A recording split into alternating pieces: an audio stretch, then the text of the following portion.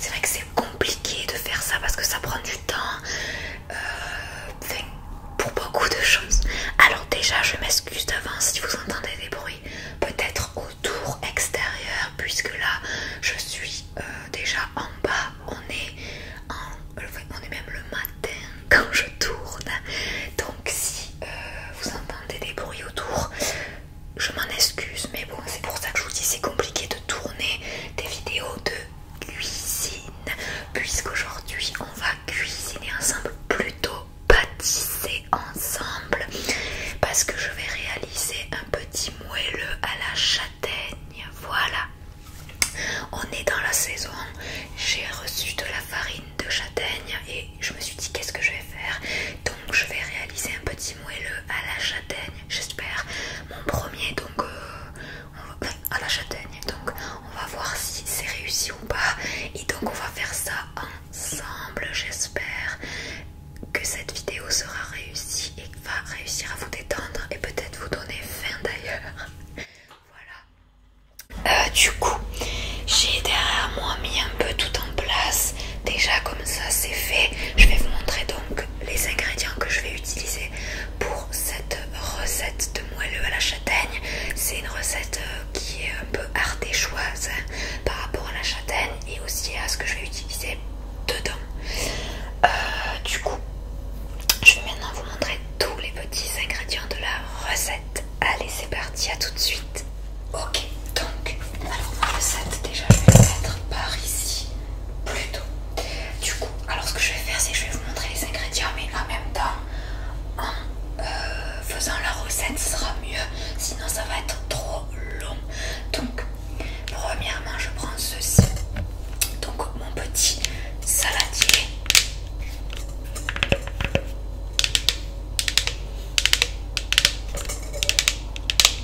Pour réaliser la recette, ok, ainsi que le fouet.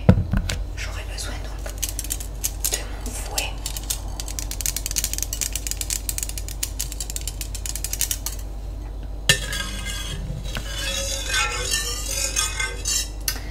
Ok, donc premièrement dans la recette il nous faut des œufs, donc les œufs qui sont ici, ok. Alors je vais un petit peu faire de la place parce qu'en fait j'ai tout sorti, mais bon.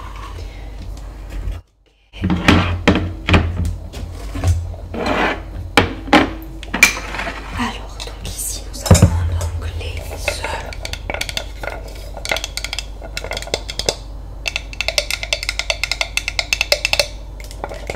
Donc il nous en faut 4 et en fait il va falloir séparer donc les blancs des jaunes.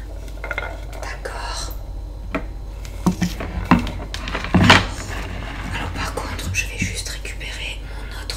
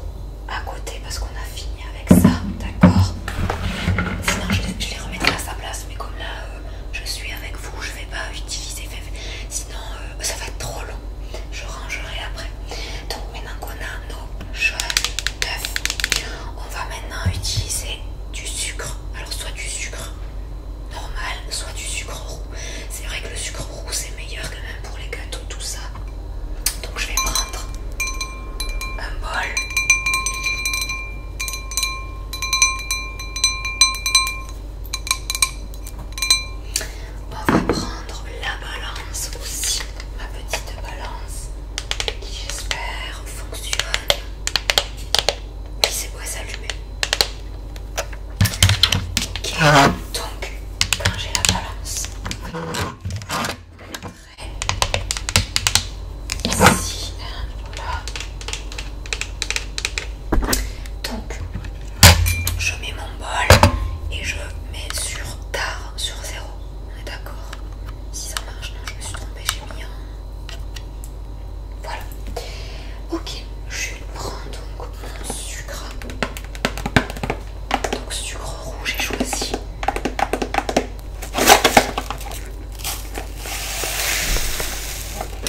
Et il nous faut 160 grammes de sucre roux ou de sucre normal, comme je vous ai dit. Après, on a plus de sucre normal à la maison que de sucre comme ça. On va dedans.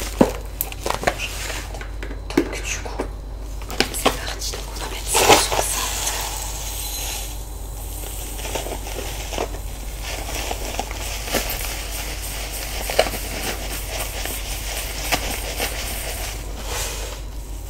Un petit peu. Parfait, 160 grammes pile poil. Donc, ce sucre, on va le verser dans les jaunes et en fait, on va mélanger tout ça jusqu'à ce que le mélange blanchisse. C'est ça le terme blanchir, ok, des œufs avec du sucre. Donc, j'ai mon mélange, j'ai mes œufs. Je mets tout ça dedans. Et là, j'utilise donc mon fouet et on va blanchir le tout.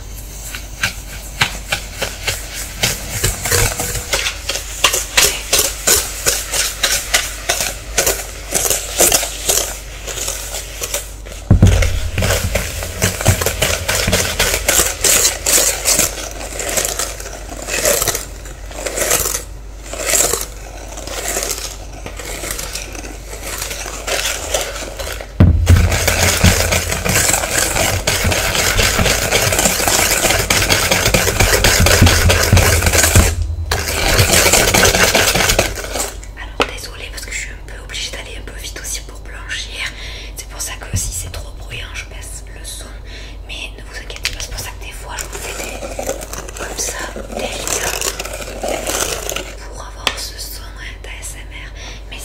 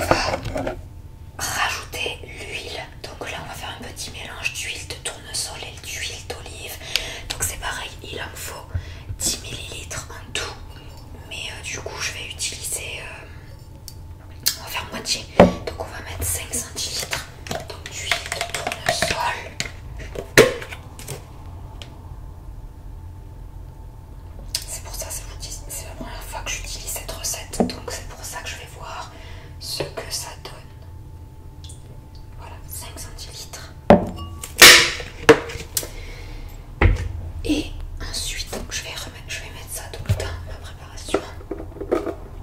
Et je vais rajouter donc 5 centilitres d'huile d'olive, d'accord?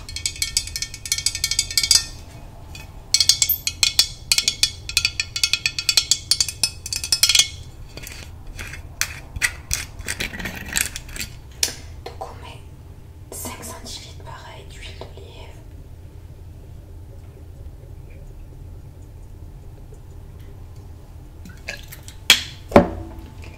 Je regarde parce que... Voilà. Donc on va mettre tout ça dedans. Et quand je vous ai parlé de recette ardéchoise, c'est parce que dans la recette ardéchoise, ils mettent du rhum. Alors on met beaucoup de rhum dans les gâteaux, je suis d'accord. Mais du coup, jamais intriguée avec la farine de châtaigne. Alors du coup, ça je vais le laisser de côté puisque ça j'en ai plus besoin. Je le laverai après. Et là on va mélanger avec les huiles. Enfin non, je me dis que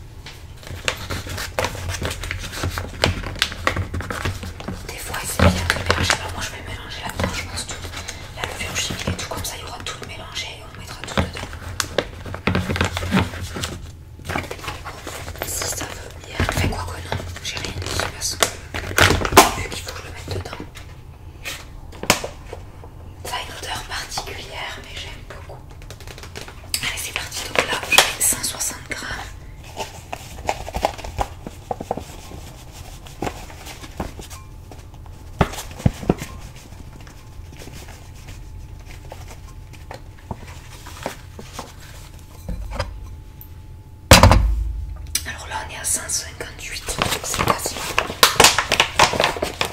Donc je vais juste récupérer un tout petit peu. Voilà, parfait, 160 grammes, pile poil. Donc le reste, on va faire le sachet pour une éventuelle prochaine fois. Hop, donc là on a notre farine de châtaigne. Mais après j'ai l'impression qu'elle est déjà bien tamisée, donc je sais pas si je vais la tamiser en fait.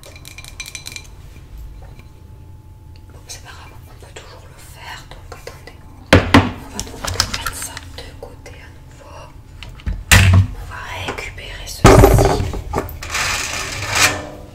Et on va donc mettre la farine, vous voyez, dans le tamisoir là. Là. Et on tamise. Alors après c'est pas ça, c'est que j'ai peur de faire tout tomber, vous voyez, en bas là. Parce que je suis en train de voir que j'en mets un peu partout. Mais on peut le voir d'ailleurs là-bas. C'est pour ça que finalement je suis pas très fan. Si on va faire comme ça sur un côté. Parce que là il va falloir que je ramasse tout ce que j'ai fait tomber. Si après c'est bien tamisé parce que justement on n'a pas ces graines. Et là c'est hyper fluide en fait. Sauf qu'il y a tout qui tombe. Donc je suis pas très fan. Je crois que je vais tout verser dedans en fait. Ça va prendre trop de temps. Et on a des petits grains, on a des petites boules. On a des petites boules. Donc on va écraser tout ça. Mais je crois qu'en fait je vais pas faire le reste parce que ça va être trop long.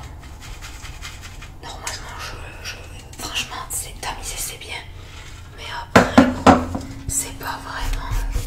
Et si on le fait pas c'est pas grave. Moi en tout cas tout ce que j'ai fait ça n'a pas été, voilà. Et en plus regardez j'en ai mis partout. Donc en plus j'en perds. Et j'aime pas parce qu'en plus j'ai sali tout mon plan de travail. Bref, bon c'est pas grave du coup, vous savez quoi, je vais tout mettre, voilà. Ensuite, du coup, il nous faut une pincée de sel. Donc on va mettre une pincée de sel. J'ai dit une pincée, j'ai pas dit, voilà. Ensuite, il nous faut mettre un paquet de levure chimique.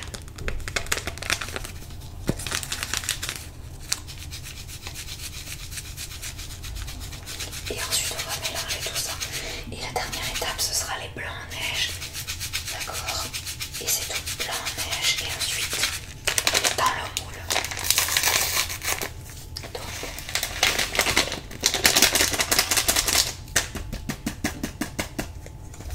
Donc je mets tout comme ça. Il y a tout. Et là on va mélanger. Je vais mélanger à la spatule d'ailleurs. Bon après j'aurais pu faire au four et c'est pas très grave, c'est plus après pour les blancs d'œufs. Par contre, pour mettre dans le mélange qu'il ne faut pas casser, donc ça je le mettrai avec ma maryse, vous voyez. Je vais utiliser le fouet là parce que ça va pas être top. Donc on va utiliser le fouet.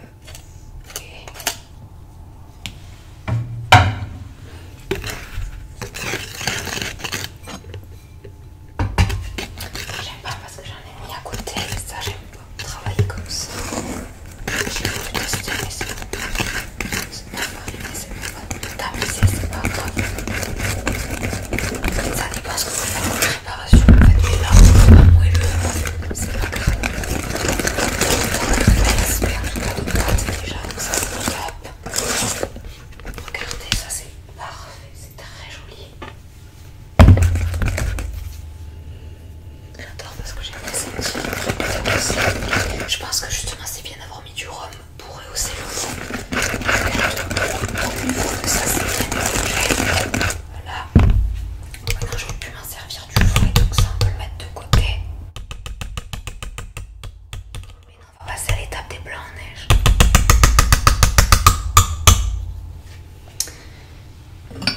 C'est parti, donc maintenant je vais vous montrer donc l'étape des blancs en neige.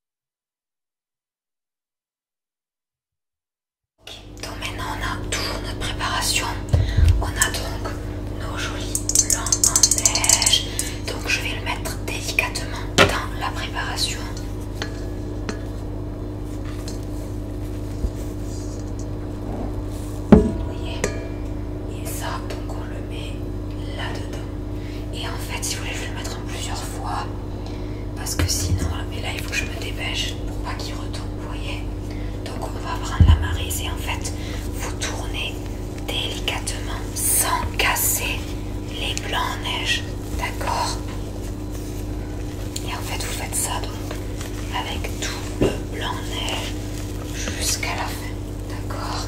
Donc c'est vraiment délicatement, vous revenez, vous ramassez ce qui est au fond délicatement et vous faites, vous voyez, un mouvement comme ceci.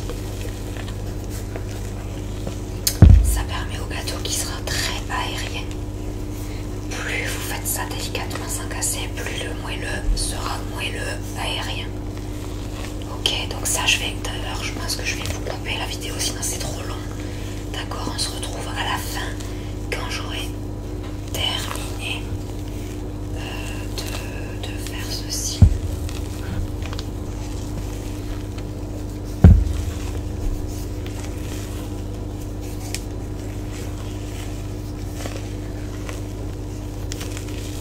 J'ai allumé d'ailleurs aussi le four derrière moi. Je l'ai préchauffé, comme ça il sera chaud à 180 degrés. Vous voyez, voilà, donc là je vous coupe la vidéo et on se retrouve juste après. Ok, donc ça y est, j'ai terminé la préparation, vous pouvez le voir ici. Vous voyez, c'est hyper aérien. C'est vraiment, on sent, c'est hyper aérien. La recette, vous voyez. Donc maintenant, ceci, on va le transvaser dans ce petit moule ici que j'ai préalablement, vous voyez, beurré. Alors on peut mettre aussi de la farine. Bon, moi j'en mets pas, mais bon, en plus c'est mieux de mettre de la farine de châtaigne puisqu'on a mis de la farine de châtaigne. Mais comme j'ai pas envie d'utiliser ce qui me reste pour une éventuelle autre fois, donc c'est pas grave, j'ai juste beurré. On va mettre donc le mélange dedans. Du coup, on va faire ça tout de suite et ensuite j'attends que le four soit chaud pour enfourner.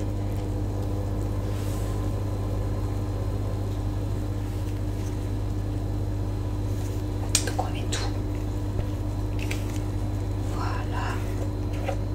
C'est pour ça que c'est mieux une maryse ou une corne. Pour ceux qui connaissent, voilà. Vous voyez, c'est parce que c'est souple et on peut tout attraper avec en fait. Ça c'est un ustensile pour moi qu'il faut absolument si vous faites de la pâtisserie.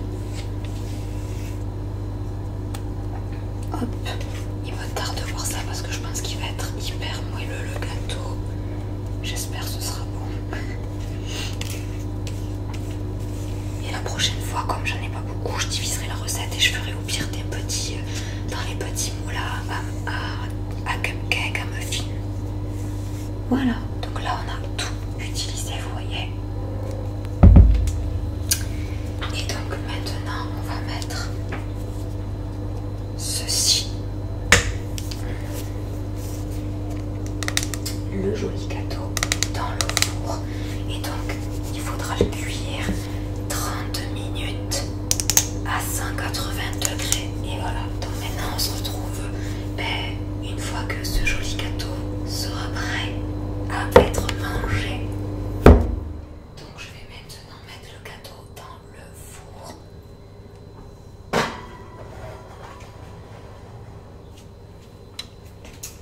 Hop, on a enfourné.